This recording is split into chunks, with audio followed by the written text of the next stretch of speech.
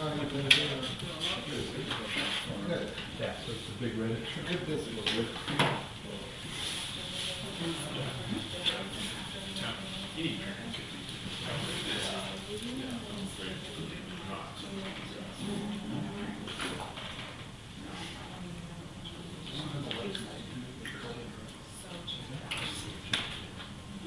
Maybe. We're still talking I'll be calling the insurance agent to increase his life insurance. Sorry.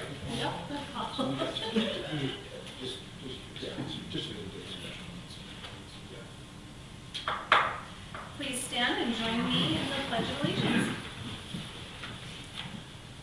I pledge allegiance to the flag of the United States of America and to the republic for which it stands, one nation, under God, indivisible, with liberty and justice for all.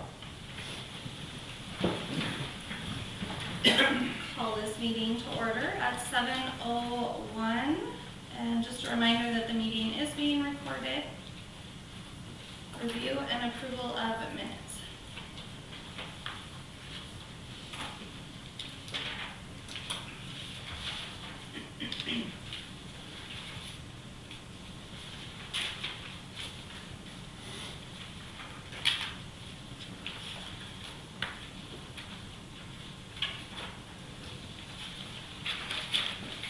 I move to approve the minutes of the August 12 meeting. Second. I have a first from Roy and a second from Sarah. Any discussion?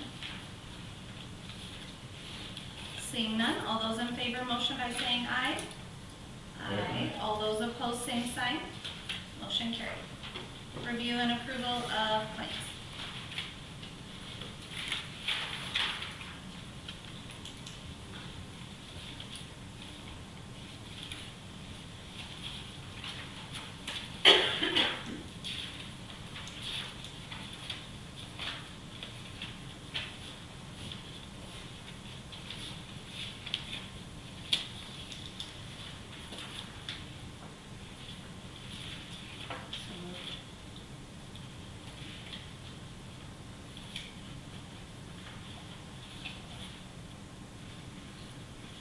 Second.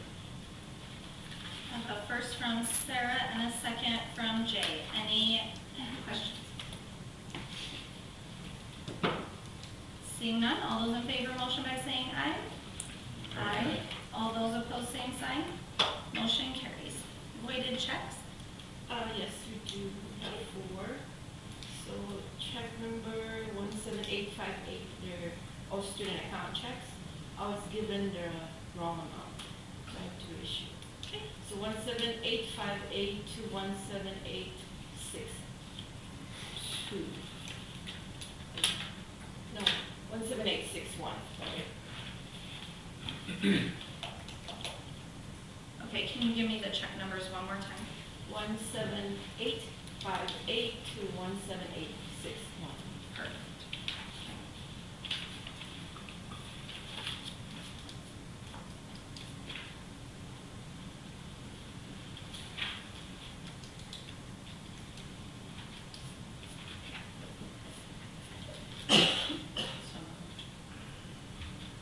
Second. I have a first from Sarah and a second from Eric. Any discussion? Seeing none, all those in favor motion by saying aye. Aye. All those opposed, same sign. Motion carries. I'll now open it up for public comment, just for anything not on tonight's agenda. I would like to thank Mariah's Clinic. They came in and did our vision screenings today.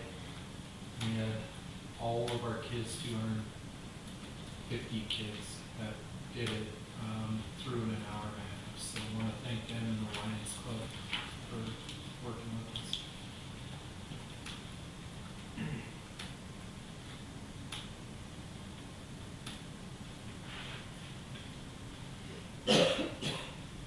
Any other public comment?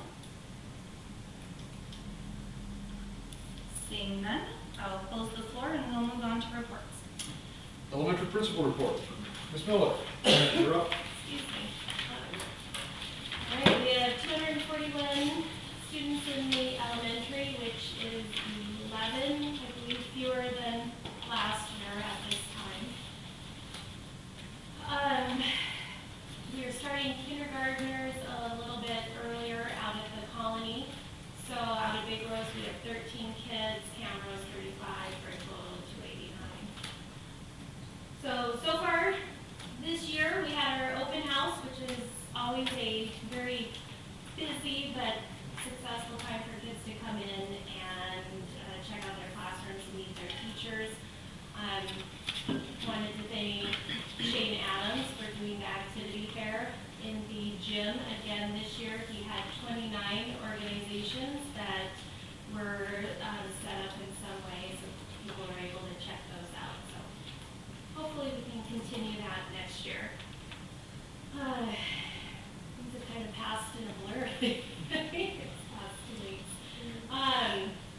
We continued with our soft start with kindergarten, so they were dismissed at 1 o'clock the first couple of days.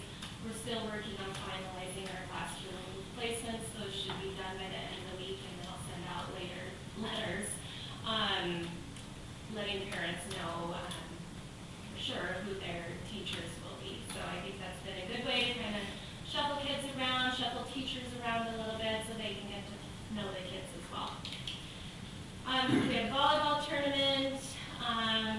We did our introduction assembly and our rules rodeo, and you can see some pictures of the rules rodeo on that back page with the teachers going through all of the expectations for all of the common areas in the school. And then on the 3rd, we had our bus evacuation, and that's the start of things. We continue with drills, PD day. We have our vision screening on the 17th. Preschool screening on the 24th. Our first pause assembly will be the 26th at 2 o'clock, if anyone would like to do that. Any questions? Not seeing any? Moving on to our junior high school report, Mr. Fisher.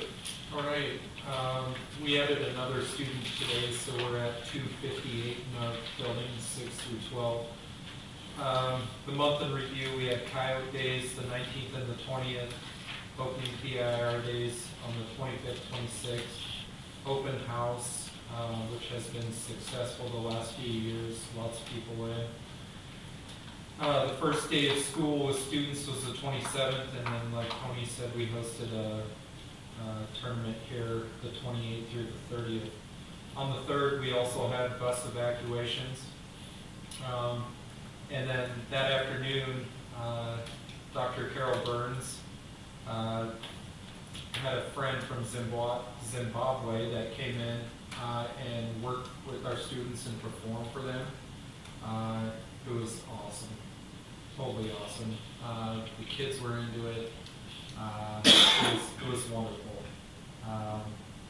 And so I want to thank her for helping to organize that. Mr. Lee on the 5th took the 8th graders to Swift Dam. Like I said, we had our vision screening today. And then next week is homecoming week. Coming up, T. White will be going to Shoto for the DLS. We'll be taking all of our juniors and seniors to the college fair in Conrad on the 18th. And then like Tony said, we don't have school on the 22nd for PD day. T. White will once again be taking his FFA group to the Ruby Valley Invitational in Sheridan. And then on the 30th, he'll be taking his Green Hands to the Green Hands seminar in Conrad. That's all I have. Any questions about getting the year started? With the volleyball tournament, and I know Shelby did a great job in hosting that, how hard was it to get concession workers? And how many students were concession workers? You know?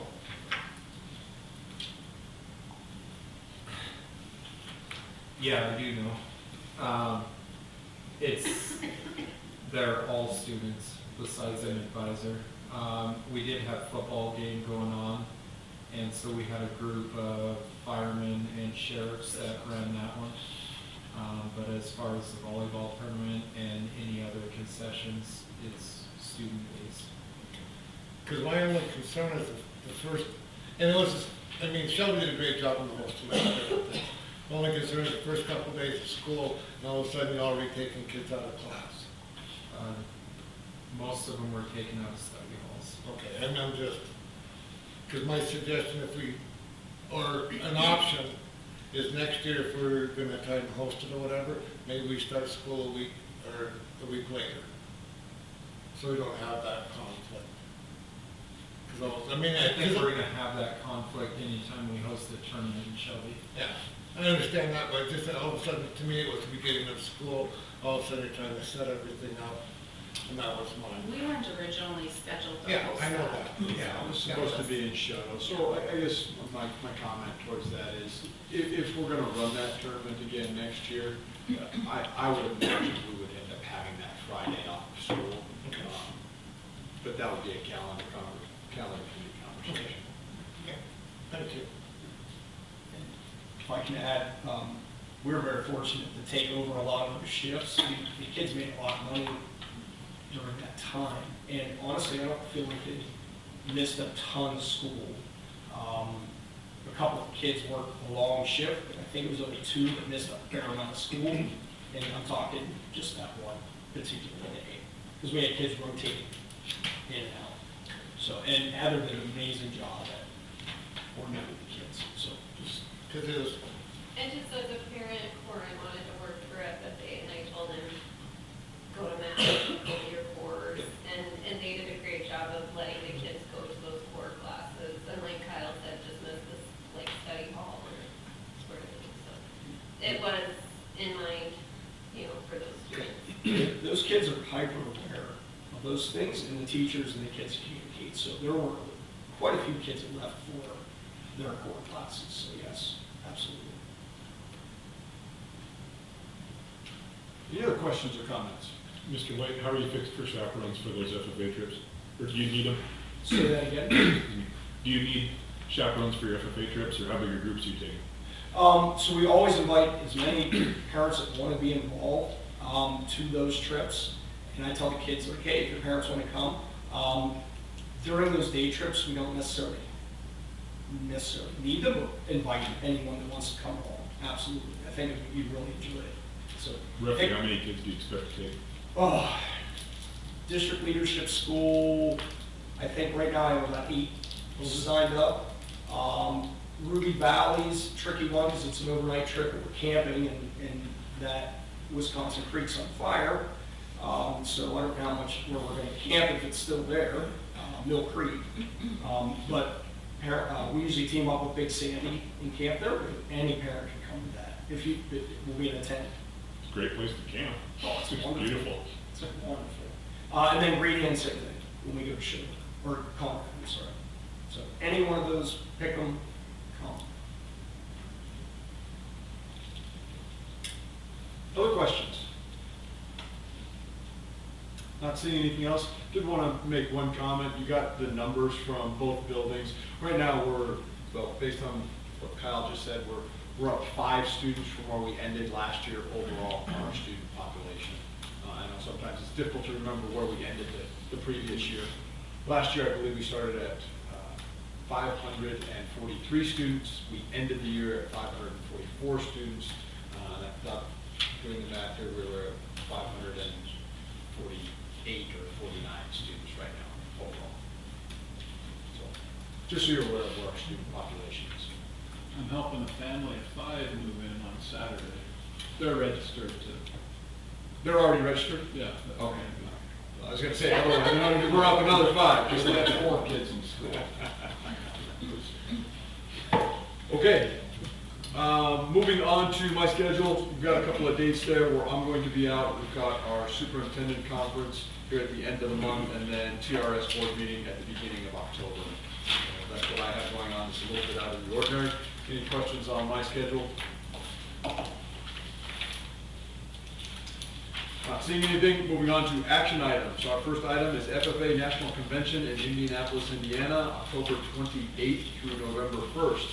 Mr. T. White will present on that. Yeah, sure. We try to go every 2 years regardless of the situation. It's a national convention in Indianapolis. We've taken multiple tracks to get there. Last time we spent 60 hours on the train, and that was actually not too bad. But I want to take a group of about 8 to 10 kids right now, preliminary numbers, down to Indianapolis. I don't have a lot of the details until I figure out who can actually go and wants to go. But our registration opens up, I think, the 17th of September. And once we're seeking approval, once we get approval, we'll identify those kids, asking them to put $250 down like normal to kind of get a seat. We'll move forward with, I'm assuming, plane tickets. I don't know if we'll fly directly to Indy or Cincinnati. It's pretty cheap to Cincinnati and not too far to drive. We'll get bus rental or van rental and figure out what the itinerary would be for the kids. So it's a very worthwhile trip, very inspirational, gives them a lot of life skills. It's in downtown Indianapolis, so they'll get to experience one of our big cities, and then participate in the FFA activities they have there. About 70,000 kids attend this. This year should probably break that record of over 70,000. And our kids will be part of that. We do have, I believe this year, still a local flair. The Welkers are there. They're like rock stars, so we get to kind of show off our FFA jackets and say, hey, we know these guys. So that's pretty cool. But, all of the big ag schools are there, all the big ag equipment dealers, all the trucks, all the career tech ed, you name it, it's all there. And the kids get to spend a lot of time to navigate that convention hall and the Lucas Oil Stadium, Gainbridge. There is an NBA game going on at the same time. I've never been to one, but I could take that chance. Ella Langley is the singer. Don't know her, but I saw her on TV last night, so she must be popular. I even teased around with the idea. The Colts are playing on Sunday, and Cincinnati Bengals are playing on both Sundays. So I thought maybe, just maybe, we could get some nosebleed seats and extend our trip. But anyway, looking for fun things to do. There's a lot of ag tourism in that area that we've taken advantage of in the past, and I'm just looking for approval, and then ultimately then some chaperones or a chaperone, because I'm sure I'll have a mixed bag of kids. So, any questions? Move to approve the trip. I have a first from Jared and a second from Sarah. Any discussion? You're needing a female chaperone? More than likely, yes. I do have probably half, if not more than half, girls that would like to go. Here's something you might know about the National FFA Convention. 25 years ago, my brother went. He was the only Shelby student, and the teacher was in poor health. Mr. Mann was not able to go. So he was supposed to piggyback with Conrad. He went and came back, and Mr. Jimerson from Conrad said, didn't see you there. Anyway, he apparently didn't break any laws because he self-chaperoned. It was in Kansas City at that time. Got on the plane, went there, came back. But and I'm speaking neutrally here, but the Vice President of the United States at that time was Mr. Al Gore, and he was invited to speak. There were 63,000 kids. Vice President Gore spoke to the whole stadium, and he said, agriculture can be automated, it can be outsourced to foreign countries, and there is no future in it. No, these are ag students. 63,000 kids clapped politely because it was the Vice President of the United States. Not because they agreed or anything else, but there was no booing, there was no, it's a classy group of kids that gets to go. It's pretty neat. So, little point of interest there. Thank you for the story time. Yeah. Any more discussion? Seeing none, all those in favor motion by saying aye. Right. Aye. All opposed, same sign. Motion really odd. I didn't make a recommendation, it just kind of went through the I process. thought I don't know that there's ever been a motion, and a second, and an approval It's just- without a recommendation. Kathy, we just trust you, I appreciate that. and you're doing an excellent job. Yeah, sure, that works. Mr. White, speaking for myself, it would be kind of neat if if a few kids came with you after they come back in their uniforms and just, I mean, I'm just speaking on my own behalf, but it'd be neat if they just came and presented a few pictures or just a little something. It'd be fun to have a follow-up. And it's a great idea. In the past, we have done something very similar to that. So absolutely, we could have some kids debrief and show some cool pics. Yep. And we'll share along the way as well on our Facebook page and then with the school so we can post it as well. So, yes, thank you. Okay, moving on to resignations. We do have one letter of resignation. This is our esports coach, John Waters, submitted his letter of resignation. He wanted to continue with the program, unfortunately. His work schedule is not going to allow him to. My recommendation is to accept that letter of resignation.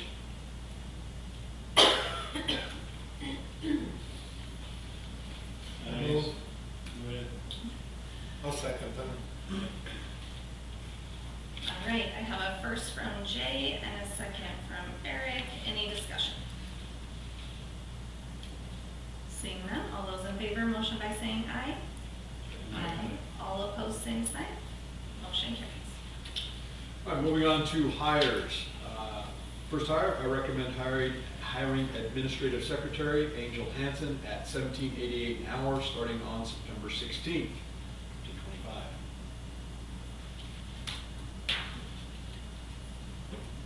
I move. So I'll second Is that right? I think I firsted. Yeah. Okay. that. Okay. It's all good. I got a 5-second time limit. I have a first from Roy and a second from Eric. Any discussion? Seeing none, all those in favor, motion by saying aye. Aye. All opposed, same sign. Motion carries. All right, next I recommend hiring high school assistant wrestling coach, not coaches, we will get to coaches later. Coach John Postma at $3,600. I move. Count my 5 seconds. Second. I have a first from Eric and a second from Jared. Any discussion? Seeing none, all those in favor, motion by saying aye. Aye. All opposed, same sign. Motion carries. Next, I recommend hiring esports coach Harlan Palmer at $2,805. I moved to hire Mr. Palmer. Second. I have a first from Roy and a second from Jared. Any discussion? Seeing none, all those in favor, motion by saying aye. Aye. All opposed, same sign. Motion carries. All right, moving on to our SSPP hires. This is Shelby Paraprofessional Program, Shelby Student Paraprofessional Program. I recommend hiring Addison Richmond, Hadley Clary, Ellie McDermott, Presley Flesh, Dylan Clark, Augusta Ray, and Morgan Porter at $12 an hour.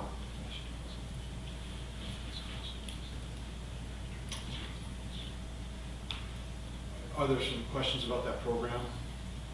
Yes. I can share some information about that. So about 4 or 5 years ago, we were struggling to get paraprofessionals. One of our ideas was to have our students that had an available period go through an interviewing process with our principals. If they passed that interviewing process, we would hire them. So this is not a student aid. This is not something where they just sit down and do a little bit of work. They are employees of the school district, and they are doing recess duty. They're working during that period of the day to help supplement our paraprofessional needs within the elementary school. We do still have student aides though. Okay. So what? Have student aides. We do still have students aides, yes. So that's a different program that is maybe less rigorous. Yeah. They give more choice in that. If they're a student paraprofessional, then they're assigned a job to do, and they need to complete that job. So there's apparently been pretty good interest in this program? Yeah, what is really good interest, Right, right? right. I mean, 1, 2, 3, 4, 5, 6, we've got 7 this year. I feel like these 7 are gonna do a very good job. Some of them did this in previous years, so this will be their second year involved in the program. I don't think we have any going for a third year right now, do we? Well, Dylan was an A 1 year, Did an A, and then he unpaid, became a and student. then the last 2 years he's been paid. We have to be paid. So is that, do they have to be upperclassmen or all 9 through 12 are eligible? I don't know if we go allow ninth graders to do it, have we? No, we only allow juniors and seniors to start. It's been usually Yeah, upperclassmen. we did have Dylan, I think, that first year. He was a student and unpaid. as a sophomore. Yeah, he was a teacher's aide. Yeah, so I think it's junior, senior. They're, Very interesting, seems very proactive. yeah, I think it's a great program, gives kids opportunity to learn. Been successful. Yeah. I mean, we scrutinized it. Oh, and a couple of, the goal is to hopefully get them working into education, and we have 2 in college right now that are Right. working on their ed degree. It's also Went through this good- program and now are hopefully gonna come back and be in education. Yeah, it's a good opportunity for them to do their first job application for a lot of them and an interview, you know, and so just in a less stressful situation, give them a little bit of practice. Yeah. Fantastic. Okay, so we'll go back and make the recommendation to hire those 7 individuals at $12 an hour. So moved. Second. I have a first from Sarah and a second from Jay. Any more discussion? Seeing none, all those in favor, motion by saying aye. Aye. All opposed, same sign. Motion carries. All right, fire system recommendation. I don't actually have a recommendation. I'm just going to share with you what we've been doing. Last week, they got the system up and running again, and then issues started popping up. They came back today, and we're looking, the exact same place where we had the issue before was eaten through again by rodents. So we have a rodent issue underneath the facility that we're going to need to get taken care of. They did change how they ran the wiring. They put some steel wool, and then they foamed it with some stuff that apparently will make rabbits or mice or whatever the issue happens to be not want to eat through the wires. So they have it up and running again. They're going to continue to do work. They even have the Ag Ed facility back online. So everything is working properly for the fire system when I left. I don't know how many rodents have gotten into it since I left the building this afternoon, but when I left, everything was working. They're going to begin working on the intercom system tomorrow. The intercom system, they believe, is the same issue. They believe rodents have gotten into some of the wiring, and it has caused it to fail to some locations in the facility. Good news is, it's not going to cost $350,000 to get this fixed. Bad news is, there's a rodent issue that we need to handle, but the company Northwest Systems is able to repair the issues when that does happen. So we need to take care of the rodent issue. So that's where I'm at. Any questions that you have, any other information that you need in relation to our fire system or our intercom system and the issues that we're having right now? Do you feel comfortable with them moving forward, where they're gonna start responding better? So this is not the Yeah, company. yeah. This is a different company So- than we normally use. Oh, it did, okay. Yeah, so I'm very much leaning towards changing how we do our fire system, Okay. repairs and reviews moving forward. In fact, they did the review of the Head Start area Okay. because the fire marshal came down and said our current company hasn't looked at it in 5 years. So I said, well, I didn't know they hadn't looked at it. The other company came in, they gave the approval. Everything still works fine back there. It's just it hadn't been reviewed in 5 years. So So Elliot, I have some frustration. Yeah. so Elliot, do you think Orkin will be able to help us with that? I think that's going to be my telephone call tomorrow. Because we pay them like $598 a month. Yeah, so hopefully they can start catching some of the rodents. This just came to my mind. If you're saving sitting in the auditorium, and it's sunset outside, under the curtains, those two big double doors on the west side of the building, you can see daylight under. That's where mice, grizzly bears, all kinds of stuff can get in there. Anyway, that's the thing, you know. You had a question on that alarm system and so forth, as far as like, might be worth, looking into the possibility of, putting the wiring that's exposed into steel conduit. Has that been suggested already? So I made that suggestion, I said, why don't we just put it in conduit? And he said, well, we don't really do that. Okay, well, and so the problem originally was it came out of the conduit, and so it's in conduit in the building, when it's in the building. But when it's running underneath the building, it's not. Oh. It's exposed. And so it used to run right out of that conduit, going from the elementary building into the high school building, and then just lay on the ground and go to wherever it was going. Now it comes out of that conduit and goes up the wall and over the top. So it's on the ceiling now. And it's on hangers in different areas, but where it came out, it was just on the ground. So I think that's why we had the majority of that issue. Now the hole where the conduit's it's a large conduit pipe that comes out. It seems like mice might be going in and living in there, and so they flushed out that system, or tried to flush out that system. I don't know how they did that, water, air, whatever, wires, whatever they did. They said they flushed out that system, and then putting steel wool in there, and then running it up the wall, and then putting that spray stuff on it as it goes up to a certain level, and they think that's going to resolve our issue. That's their plan at the moment. So where it goes under or above ground, does that cross pavement, or could it be buried in conduit there between the campuses? Oh, it is. Between the campuses, it goes underneath. Okay. Yeah. So it's only exposed for a short distance? Yeah, so it's exposed as soon as it comes into the high school, in the boys' locker room, essentially, is when it comes out of that conduit, and then it's just on hooks going all the way to the main office. But it starts on the ground, not anymore, and then it gets onto, I'm gonna call them hooks, and they just kind of. It's the same area about 10 or 11 years ago. The fiber between the elementary and the high school got chewed through. And the elementary was offline for about 4 days while we waited for 3 hours to come in and fix it for that run. The run between the VOAG and the high school was in PVC conduit. When he opened up the panel where that comes into the building, I thought he would want to go get a respirator because it was full of mice poop. So they're living in that conduit, so they'll have to do the same thing for that conduit going between those two buildings. I wonder if a wireless system would be economical and trouble-free. I don't know what the legality is in regards to fire systems and wireless.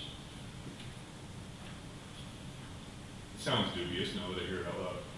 That was all my questions. You do realize wireless systems require wires, right? Yeah. Mouse-proof wires. Okay, any other questions on the fire system and just what we have going on? The company's planning on being here again all day tomorrow, and they are scheduled to be here on Thursday if they need to continue to do work. We do have 3 or 4 employees from Northwest Systems here working on it, so it is going to be a large bill, but it's not going to be the bill we were initially expecting. Where are they out of? They're out of Kalispell. I'll just go back in time here a little bit. The original installer of this notifier was API. The company still exists, however, they got out of the fire business. And so the only company in the state of Montana that can get parts for the notifier that we have is Northwest Systems. So any other company that we use can't even work on this system. They need to install a completely new system, which is why those initial numbers that you were seeing from me were so high. So it's a little bit of the background. Okay. All right, any other questions in regards to the fire system?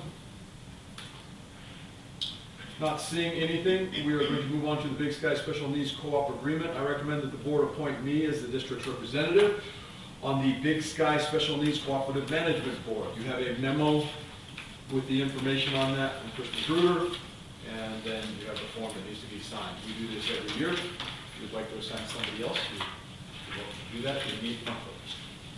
I would move so. I have a first from Jay and a second from Jared. Any discussion? Seeing none, all those in favor motion by saying aye. Aye. All opposed, same sign. Motion carries.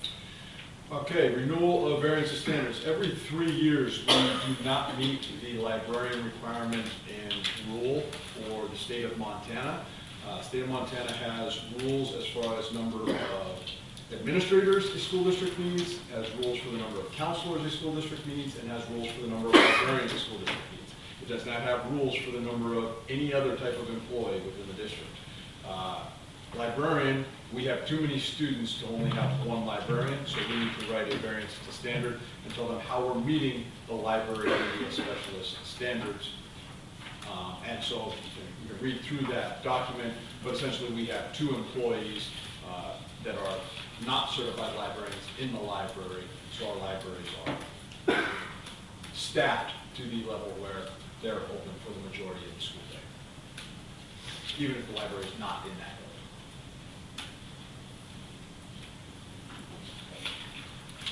My recommendation is to approve the renewal of variance to standards. I move to approve the variance. Second. I have a first from Roy and a second from Jay. Any discussion?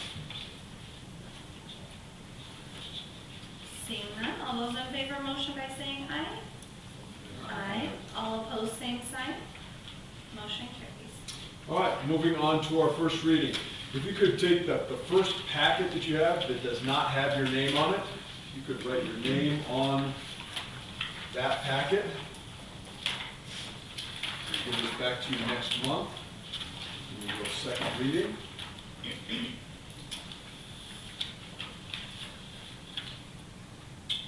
So at this time, I recommend approving upon first reading Board Policy 2334, release time for religious instruction.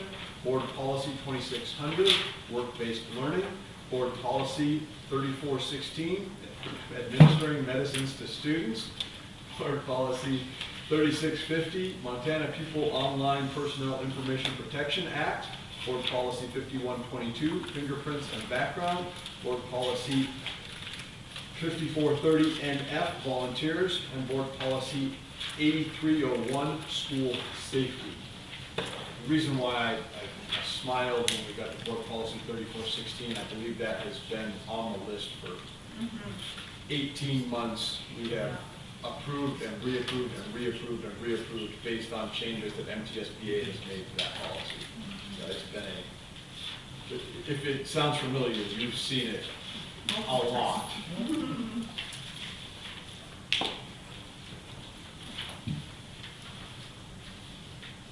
make a motion to approve.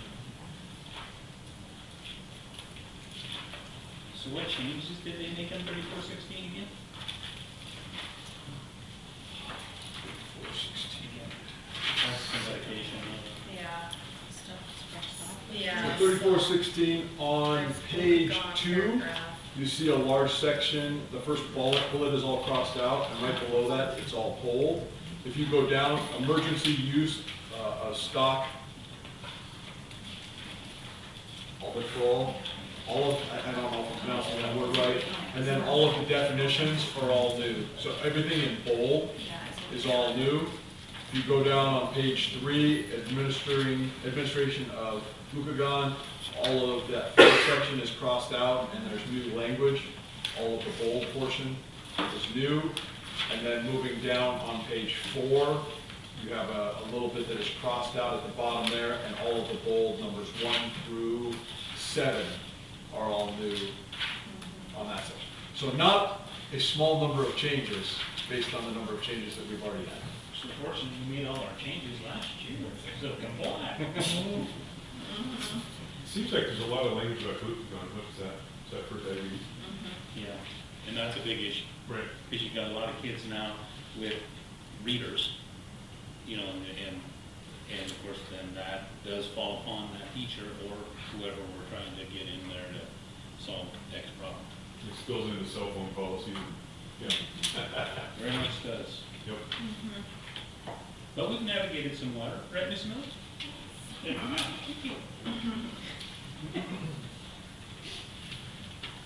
I do have a first from Chad. And then for the volunteer form, who will be in charge of handing these out? Because we have a lot of volunteers.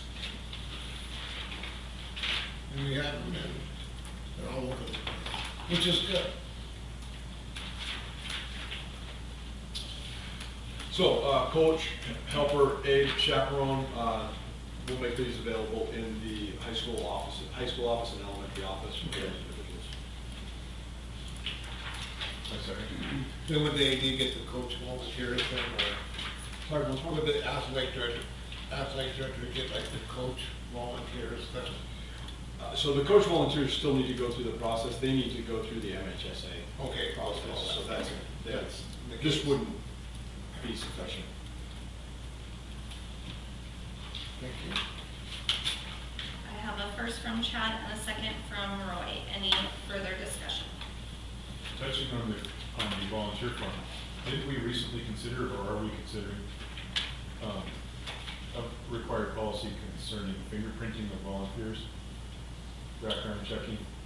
I'm racking my brain, we already approved that last month or something? Yeah, so that anybody that's working with kids needs to go through and have a background check. And all. But there was a beefed up version of that came through recently, wasn't it? Yeah, they altered some language in it.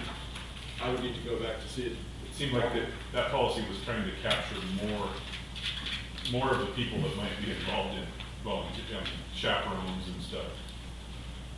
Yeah, it must have been approved last month. Up on second reading, because I don't see it in this one. So I need to go back and look at it to give you the exact change that they requested. That was all I had. Any more discussion? Seeing none, all those in favor of motion by saying aye. All opposed, same sign. Motion carries. All right, moving on to policy second readings. Recommend approving these policies upon second reading. Board Policy 2335, Health Enhancement. Board Policy 3310, Student Discipline. Board Policy 5255, Disciplinary Action. Board Policy 2158, Parent and Family Engagement and Educational Involvement. Board Policy 3110, Entrance, Placement, and Transfer. Board Policy 3121, Enrollment and Attendance Records. Board Policy 3551, Student Drug Testing. Board Policy 2100, School Calendar and Day. Board Policy 2450, Indian Education for All. And then Board Policy 2150, Suicide Awareness and Prevention.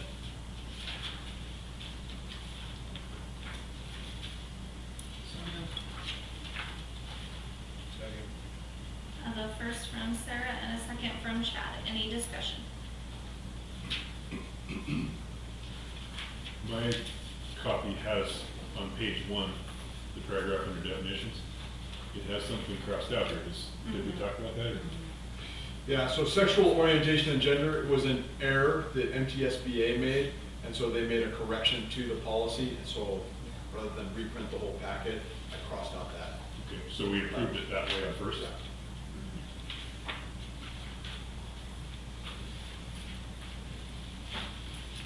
Any more discussion? Seeing none, all those in favor of motion by saying aye. Aye. All opposed, same sign. Motion carries. Attendance transportation agreements. All board members have seen that, so I will do elementary first.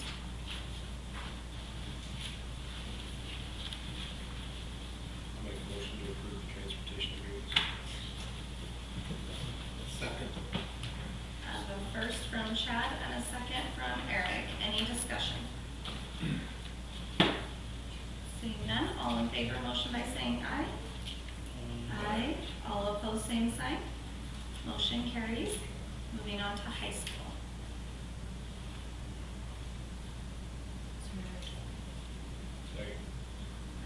first from Sarah and a second from Chad. Any discussion? Seeing none, all in favor of motion by saying aye. Aye. All opposed, same sign. Motion carries. All right, moving on to discussion items. We have our online training from 8:30 to 12:30 on October 1st with the board walkthrough afterwards. Providing lunch. I'm curious if there's any board members that are not going to be able to attend, or everybody is able to be there. I'll be there. Meeting where? We'll meet here. 8:30 here? Yep. Yep, I'll have the screen set up, and so we'll have a board training with MTSBA. I think Tony is going to be Yeah. doing the training again Yeah. for us. I'll be out of town.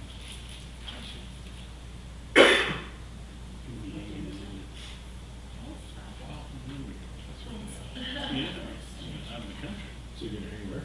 Italy. I gotta meet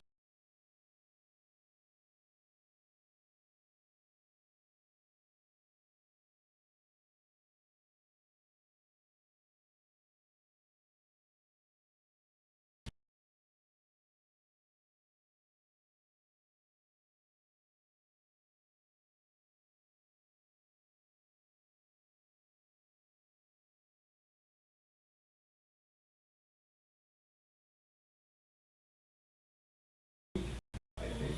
Is that the right date? Laura? September. Yeah, Yeah, that's September. I believe I'm right. So if we get, if we do register before the 17th, we do get a discount. So Sarah may be interested, Roy may be interested. I'll have an answer by the end of the week. There is delegate assembly, so I should go, but I'll let you know by the end of the week. Okay, so we have 3 members. If you guys could just, can I set the 17th as the date? Okay, we know before the 17th? Yea or nay by the 17th? Yeah, yea or nay by the 17th. If you can let us know, then we can organize hotel and registration for it. Hotel might be tough, because they're, we booked by then. Usually they're 2 months in advance to book it where they're, Yeah, we might need to put you in a different hotel Yeah. Which is That's fine. than where the convention center is. What day is that? That's Thursday, Friday. Do you guys start something on Wednesday? I know my stuff starts on Wednesday. Usually we don't. Of that Yeah, week, Just but- Thursday, Friday, I think. Do we go down on Wednesday? Yeah, because Because it it's starts first thing on early. Thursday morning, yeah. So I'll be presenting on Thursday evening, Thursday afternoon, 4 o'clock at MSL.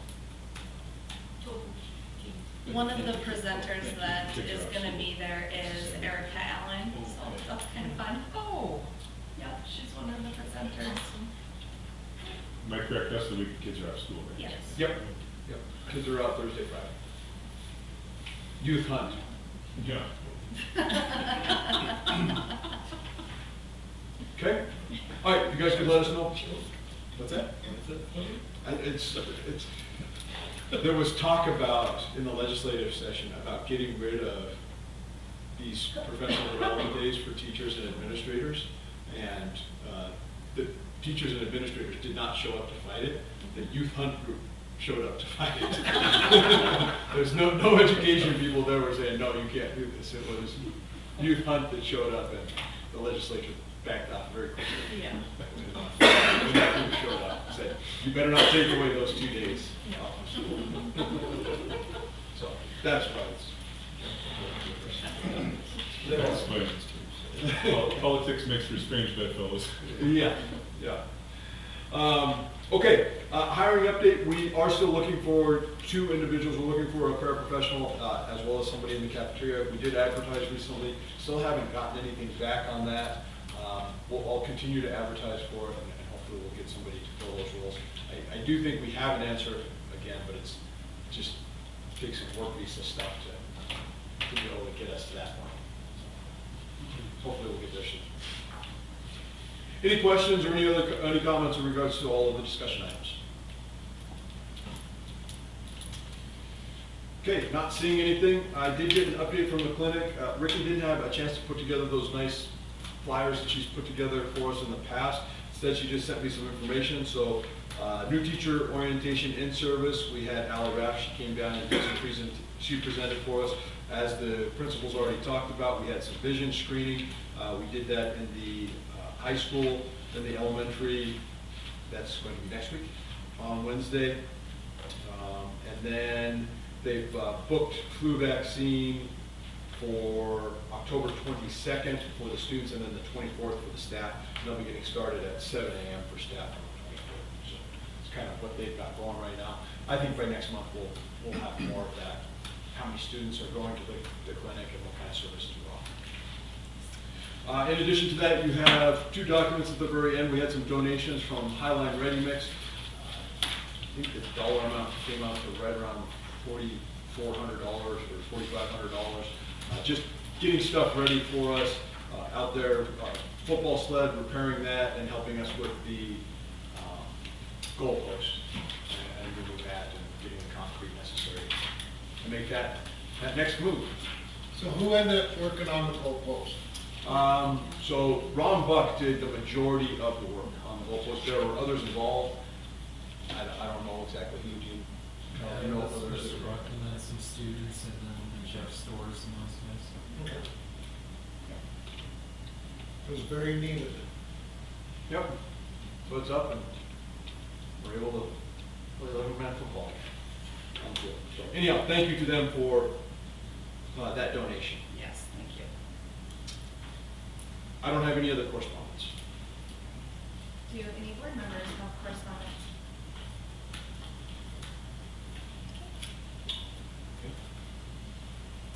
Next meeting will be Tuesday, October 14th at 7 p.m. Meetings adjourned at 7:52, but we'll see the board on October 1st. If I could get the first meeting policies back from you, you can keep the